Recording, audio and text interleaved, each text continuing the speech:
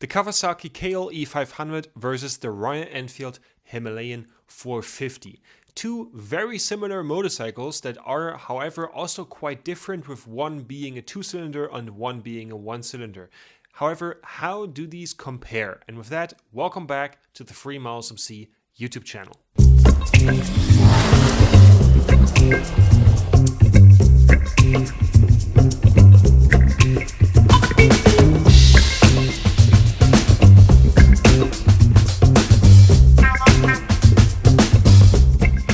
I rode both these motorcycles, the Royal Enfield Himalayan 450, across its home turf over the Himalayas, and the Kawasaki KLE500 through the Spanish desert and the surrounding mountain streets. What is the background of these two motorcycles? The Kawasaki KLE is the new interpretation of the KLE500 from the 1990s, a motorcycle that became a legend on the used market. It wasn't that great when it came out. However, when the price dropped and through its reliability, it basically became a legend. And also the reliability made its little shortcomings off-road a lot easier to accept, with it placing in the top 30 in the Paris Cape Town rally. On the other side, we have the Royal Enfield Himalayan 450. Royal Enfield has a lot of really long-going models like the Bullet and the Interceptor that date back like half a century.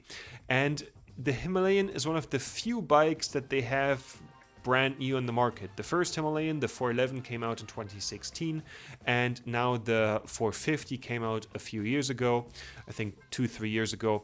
And basically the idea of the bike is, in India it became really popular to ride old Bullets and old classics through the Himalayas, because the old Enfield singles were either really reliable or easy to fix, and even though they were not enduros, it ended up being the best bike to cross through this mountainous terrain. And that's kind of how the idea of the Himalayan came up. Also, I think from a branding perspective, it's pretty cool that the Himalayan is named the Himalayan, how similar to the Honda Transalp being the Transalp, or the Africa Twin, basically a motorcycle with a proper name. How do these motorcycles compare? Let's start with the seat position, the most important thing, and how you sit on the motorcycle. Both bikes have multiple seat options. The Kawasaki KLE has, in the highest option, 830 millimeters of a seat height, which is not that high, but there are different levels that go basically even lower.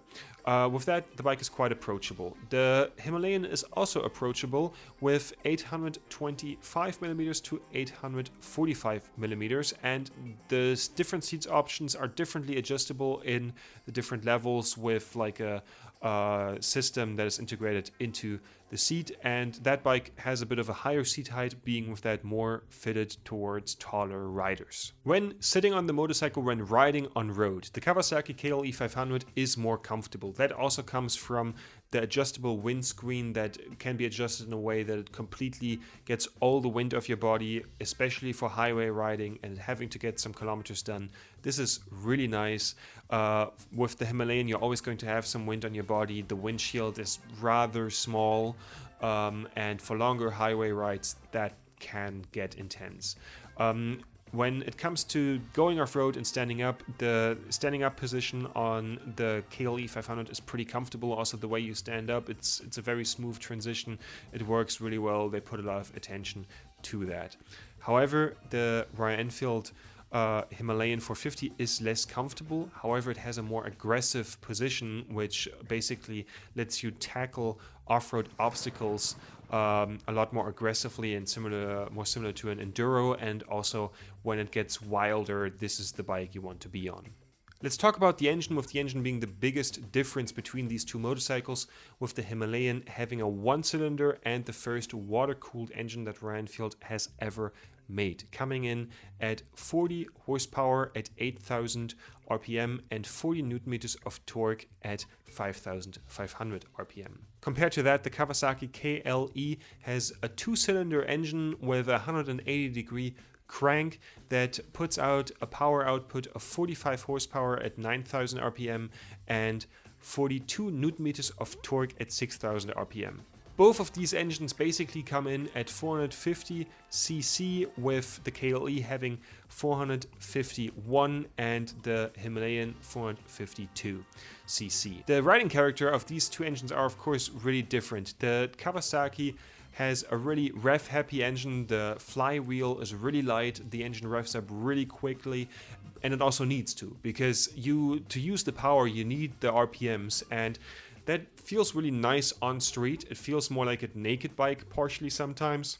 I think this is also an engine that Kawasaki used in a naked bike as well, and the whole way that the exhaust is shaped, that's why they went with the low ground clearance, because they basically kept the exhaust from a naked bike. However, that engine feels from its character really nice on road, and the way it quickly spins up. And when it comes then to off-road riding, it's a bit something you need to get used to, that it feels different from other enduros, but that's kind of how the old KLE was as well. The old KLE had the Kawasaki GPZ engine and had a very similar character, and the strong suit of this engine is that it's fun. It's so fun to ride this bike quick on road, and off-road it's basically built in traction control. You're not going to accidentally lose the rear wheel by opening the throttle unless you really want to, and like grab a bit of clutch and let it go, and then like turn the bike around with the rear wheel. All those kind of things definitely work well. How does the Himalayan 450 engine compare to that? The old Himalayan, the 411, felt like a tractor, and a little bit of that got transported still over to the water-cooled model, that basically in the low RPMs this bike is just chugging along, which is really nice, especially when it comes to these really high altitudes, which is what the bike is made for. I'm showing a clip here of like 4,000 or 5,000 meters and how the bike with little oxygen is just trucking up that incline. That is what the bike is made for, and like for off-roading, and when stuff gets heavy and you kind of have your legs down, stuff is not going that perfectly, and you're just like hanging on and the bike is chugging along. That's what the Himalayan definitely can do. There's a bit of sacrifice then in like the road performance, basically, because yes, it's like the power is spread across the rev range, but basically the power is more at the bottom, and with it being a bit less power, the engine of the Kawasaki KLE is a lot more fun on road, while the other one works better off-road. These kind of tendencies continue if you talk about the rest of these two motorcycles. Let's talk about the suspension. The KLE500 has 210 millimeters of suspension travel in the front and 196 in the rear, with the rear being adjustable in its preload. While the Royal Enfield Himalayan has 200 millimeters of suspension travel in the front and 200 in the rear, with a Showa front fork and also a preload adjustable rear shock. This one works really well also for heavier riders. When it comes to the general riding on road, the Kawasaki KLE500 with its front suspension does an amazing job. The front suspension is not adjustable, however it works so tremendously well on road. It's really fun. They really nailed this suspension for the road use. It's mostly fine off-road.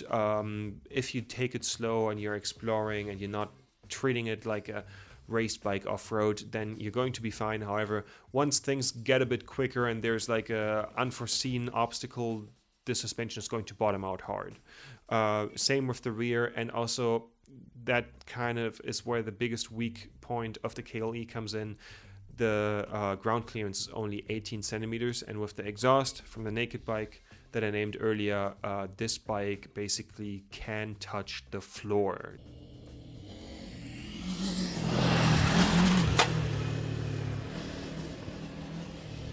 This is kind of something that's rare on motorcycles. I off-roaded bikes that had no business going off-road, and I never had an issue like this. It's kind of my first time experiencing that with a motorcycle. How does it look with the Royal Enfield Himalayan 450? That bike makes a great job on road. It works all fine. You have a good time. It manages it well. However, the bike is more at home on a bit rougher roads, potholes. It's almost like the bike feels more comfortable on a road that's a bit rougher. Also, when it comes to off-road riding, the bike does it really well. It's definitely the more off-road capable machine. I would say the split between road and off-road at the Kawasaki KLE is 70-30, while at the Royal Enfield it's more of a 60-40. However, the KLE500 is definitely sufficient for someone who's just starting out, who wants to get into adventure riding, who prefers a more road-heavy riding experience, and who more lives in a country in Europe where the roads are really, really smooth. You can really tell that the Himalayan is made for India. That also comes with some other details. For example, the Himalayan is a lot easier fixable on the side of the road. The toolkit is a lot better.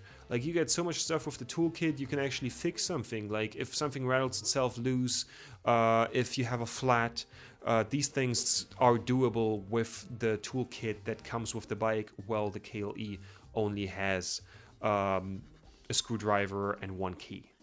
Another topic is how the two motorcycles handle the topic of ABS, and I definitely prefer that on the KLE because the ABS is completely off-switchable on the KLE, and I mean completely as in front and rear. And I like that because you have complete control. If you fuck something up and you crash your bike off-road, it's basically your fault, but it's a nice way that you basically only rely on yourself. I prefer that. I prefer that also for learning how to ride off-road, and with the bike being beginner catered, I think that's great. The Himalayan has only the rear wheel off-switchable and the front stays active with the ABS. When it comes to the design of the two motorcycles, design is always a taste thing. I prefer the design language of Royal Enfield usually, and they usually do a good job. They build some of the most gorgeous motorcycles. However, the mark was really high here because the 411 is one of the most gorgeous adventure bikes ever made. And the 450 doesn't live up to that, in my opinion. It tries to be more modern, but doesn't really commit to it and doesn't do anything brave. The Guerilla 450 put more effort here in, which is also the other modern bike from Royal Enfield. And at the same time, the old stuff doesn't really get through. I however, like the idea with the extra frame that you can put stuff on around the front headlight. Also, when crashing the bike, you will bang that one up, and that one is pretty stable, and it maybe will rust at a few spots where you hit it. However, the KLE has plastic. The plastic really well distributes the force of an impact. You can see that if you like put some pressure against it, it's not going to break instantly. However, important parts like part of the cooling system of the motorcycle are right behind it, so if you're unlucky and the thing falls over, you break the cooling system, and if you're out somewhere in the middle of nowhere, that's going to be shit. When it comes to the visual design, Kawasaki did a really good job. Like with other bikes from Kawasaki, they kind of have their own design language, but basically it combines the design language of Kawasaki really well with all the edges. I like the bold color with the white and the green. I really like the tail section. It looks like on a 1990s bike, but like in a futuristic cyberpunk-ish way with the square headlight and the sharp angles. That one is pretty cool. I think design-wise, considering the rest of the design language of the brand, that point is definitely going to Kawasaki. What can now be the verdict of this comparison? Both bikes basically are a bit different and catered towards a different purpose. The KLE is great if you are doing mainly road riding, mainly in Europe, smooth roads, and then go somewhere where you do off-roading more with a focus on exploring, and that works really well if you're driving to Morocco or Iceland and you also have to do the whole way there and the whole way back with the adjustable windshield. That works really well. That's great. And it's definitely off-road capable enough. Don't get too scared of the whole like ground clearance thing. You really have to push the bike for that to happen. Like, it happened to me twice on the testing event because we were making recordings, and to make some recordings that look good, you're twisting the throttle. Then on the other hand, we have the Himalayan. The Himalayan is great if you really want to get more into off-road riding, and if the trips you do are stuff like the Trans-Europe Trail, and yes, you also want road usage and you basically want to use it on road as well, but that basically is where the bike performs better. Also, the tire choices on the Himalayan, they are going to be much better because of the rear wheel size of the KLE. The KLE is limited right now in the amount of tires that you're going to find for it when it comes to off-road heavier usage. All in all, both great bikes with a bit different use purposes. What do you think of these two motorcycles? Definitely leave it in the comments, and see you guys in the next video.